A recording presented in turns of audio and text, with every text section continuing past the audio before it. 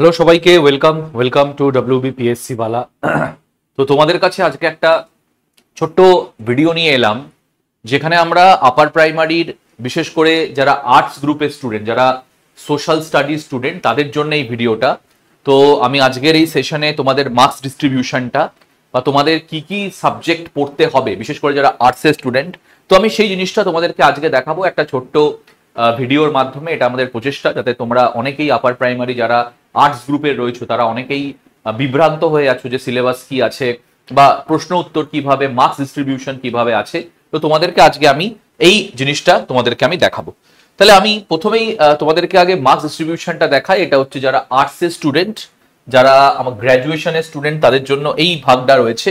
তাহলে তোমরা দেখো তোমাদের ভাগটা কিরকম রয়েছে। তো প্রথমে রয়েছে শিশু বিকাশ ও pedagogy, child development and pedagogy. মাথায় রাখবে প্রশ্নের সংখ্যা 30টা, নম্বরও কিন্তু 30, মানে প্রত্যেক নম্বরের জন্য মানে 1 নম্বর করে ধার্য থাকছে। পেপার, এবার আমরা লিঙ্গুইস্টিক পেপারে চলে আসছি। তাহলে পেপার 1-এ আমাদের রয়েছে বাংলা 30 নম্বর, 30টা প্রশ্ন 30 নম্বর। ইংরেজিও পেপার 1-এর মধ্যে রয়েছে 30 নম্বর এবং 30টা প্রশ্ন।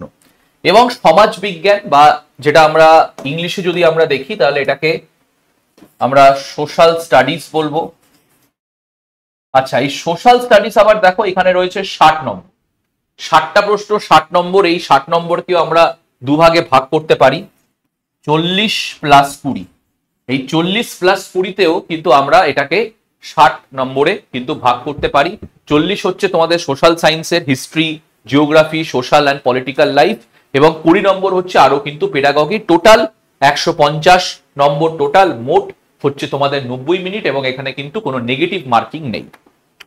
যদি আমরা সায়েন্স গ্রুপের স্টুডেন্টদের দেখি তাহলে তাদেরও প্রায় এক, চাইল্ড ডেভেলপমেন্ট, পেডাগজি, বাংলা, ইংরেজি, এবং সেখানে তাদের আর সোশ্যাল সায়েন্স থাকছে না, সেখানে তাদের থাকছে ম্যাথ এবং সায়েন্স, অঙ্ক এবং বিজ্ঞান। 60টা প্রশ্ন এবং তোমাদের কিন্তু 60 নম্বর রয়েছে, 150 নম্বর, 190 ঘন্টার কিন্তু পরীক্ষাতে।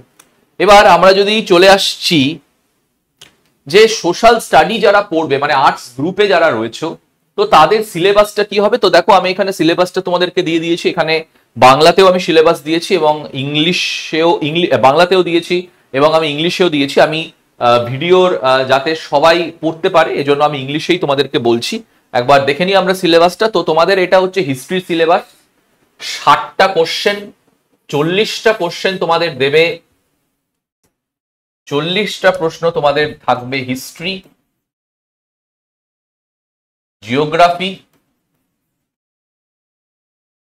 এবং সোশ্যাল পলিটিক্যাল লাইফ SPL থেকে। তো দেখো এখানে হিস্ট্রির তোমাদের সিলেবাস দেখতে পাচ্ছ, হোয়েন, হোয়ার অ্যান্ড হাউ।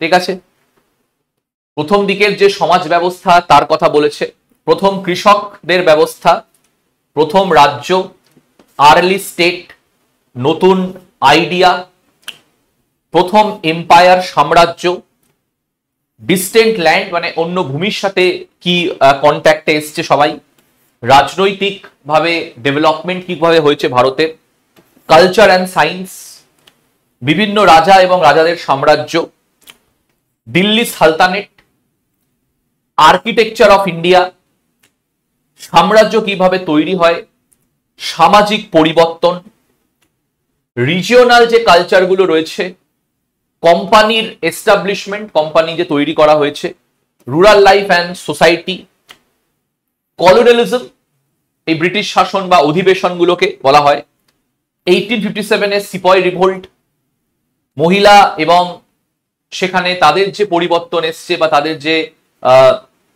সংশোধনগুলো করা হয়েছে, এবং অবশ্যই আমাদের জাতি প্রথা।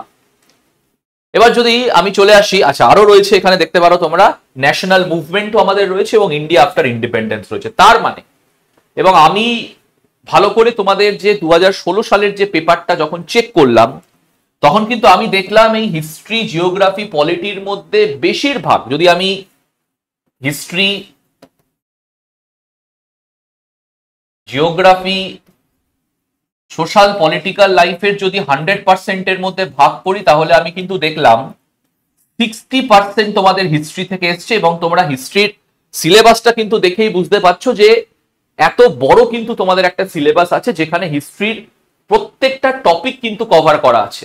সেটা ভারত হোক না কেন বা আমাদের ন্যাশনাল মুভমেন্ট যখন বলে দিয়েছে তখন সবকিছুই কিন্তু তোমাদের পড়তে হবে, কোনো কিছুই বাদ দেয়া তোমাদের এখানে চলবে না। তো এখানে তোমরা দেখতে পাচ্ছ যে তোমাদের সিলেবাসটা কিন্তু এরকম করে ভাগ করে দেওয়া হয়েছে, এবং পেপারেও যদি তোমরা দেখো যে পেপারেও আমি দেখলাম হিস্ট্রির যে প্রশ্ন সেখানে বেশি, জিওগ্রাফি ধরে নাও 20% এবং এসপিএল ধরে নাও 20%। এবার যদি আমি চলে যাই জিওগ্রাফি টপিকে, তাহলে তোমরা জিওগ্রাফি টপিকটা দেখতে পাচ্ছ এখানে যে জিওগ্রাফিতে তোমাদের আসবে জিওগ্রাফি সমাজবিজ্ঞান হিসেবে আমাদের প্ল্যানেটগুলো, গ্রহ, গ্লোব, সমাজ এবং সমাজের প্রকৃতি বা মানব পরিবেশ, বাতাস, জল, হিউম্যান এনভায়রনমেন্ট, রিসোর্সেস আমাদের রয়েছে এবং এগ্রিকালচার। তো জিওগ্রাফিতে এই টপিকগুলো শুধু রয়েছে। এবার আমার সাবজেক্টটা যেটা হচ্ছে সোশ্যাল এবং পলিটিক্যাল লাইফ এসপিএল, সেখানে রয়েছে বৈচিত্র্যতা, ডাইভার্সিটি, সরকার, লোকাল গভর্নমেন্ট, একদম লোকাল স্তরে যে সরকারটা রয়েছে, মেকিং আ লিভিং, গণতন্ত্র, রাজ্য সরকার, মিডিয়া, জেন্ডার, সংবিধান, সংসদীয় ব্যবস্থা, জুডিশিয়ারি, বিচার ব্যবস্থা, এবং অবশ্যই সোশ্যাল জাস্টিস এবং সংখ্যালঘু। তো এই সিলেবাস কিন্তু আমাদের এখানে রয়েছে। তাহলে এতে 60টার মধ্যে 40 নাম্বার তোমার এখানটায় আসছে, এই তিনটে সাবজেক্টে আসছে। এবার চলে আসছি আমি পেডাগোগিক্যাল ইস্যু, বাট এটা তোমাদের আবার সোশ্যাল সায়েন্সে। সোশ্যাল সায়েন্সে যে পেডাগোগিক্যাল ইস্যু আছে সেগুলো তোমাদেরকে পড়তে হবে, যেরকম সমাজ বিজ্ঞানের ব্যাপারে, ক্লাসরুম প্রসেস অ্যাক্টিভিটির ব্যাপারে, সমালোচনামূলক চিন্তা ভাবনার ব্যাপারে, অনুসন্ধান বা অভিজ্ঞতামূলক তথ্যের ব্যাপারে, সমাজ বিজ্ঞান এবং সমাজ বিজ্ঞানের অধ্যয়নের ক্ষেত্রে যে সমস্যাগুলো হয়, বিভিন্ন সোর্সেস, প্রাইমারি সোর্স কাকে বলে, সেকেন্ডারি সোর্স কাকে বলে, প্রজেক্ট ওয়ার্ক এবং অবশ্যই তার সাথে সাথে মূল্যায়ন। তো এই হচ্ছে তোমাদের কিন্তু বিষয়। এবার একটা অনেক বড় তোমাদের ধারণা বা অনেক বড় একটা চিন্তার বিষয়, সেটা হচ্ছে এলিজিবিলিটি, যে এলিজিবল কারা, পরীক্ষায় বসার এলিজিবল কারা। তো দেখো এখানে এলিজিবল কাদের কাদের বলা হয়েছে। তো আপাতত কিন্তু আমি এটা দেখতে পেয়েছি, হ্যাঁ এবার হতে পারে আপার প্রাইমারি তোমাদের যখন নোটিফিকেশন বেরোচ্ছে তখন হয়তো কিছু পরিবর্তন থাকতে পারে, কিন্তু এইখানে রয়েছে যে কাস্টে দেখো জেনারেলের জন্য 50% তোমাকে গ্র্যাজুয়েশনে বা বিএডে পেতে হবে, সেটা পাস হোক বা অনার্স হোক। শিডিউল কাস্ট শিডিউল ট্রাইবদের জন্য 45% অথবা গ্র্যাজুয়েশন প্লাস ডিলেডে, গ্র্যাজুয়েশন থাকলেই কিন্তু হবে। যদি তুমি ডিএড করো থাকো তাহলে কিন্তু গ্র্যাজুয়েশন থাকলেই হবে, কিন্তু এই বিএড থাকলে গ্র্যাজুয়েশন বা বিএডে তোমাকে 50% পেতে হবে, মানে গ্র্যাজুয়েশনেই পাস বা অনার্সে 50% কিন্তু তোমাকে পেতে হবে। ঠিক আছে, ক্লিয়ার? বয়স কত, বয়সের সময়সীমা, তাহলে বয়স অবশ্যই দেখো 18 থেকে 40, এবং শিডিউল কাস্ট শিডিউল ট্রাইব ওবিসিদের জন্য যেরকম রাজ্যের নিয়ম আছে সেরকম কিন্তু আমাদের রয়েছে। তো এই তোমাদের মোটামুটি একটা বলার ছিল, যারা আর্টস গ্রুপের রয়েছে তো তারা এইভাবে কিন্তু দেখতে পারো, এইভাবে নিজের রোড ম্যাপটাকে ছাড়াতে পারো। এমনি বলে রাখি যে আমাদের ফিজিক্স ওয়ালাতে আপার প্রাইমারির ব্যাচ কিন্তু অলরেডি শুরু হয়ে গেছে, আমার ক্লাস চলছে। যারা পারচেস করতে চাও তারা পিডব্লিউ যে অ্যাপটা আছে সেই পিডব্লিউ অ্যাপ থেকে তোমরা এই ডাউনলোড করতে পারো, প্লে স্টোর থেকে বা থেকে বা যাদের অ্যাপ স্টোর আছে।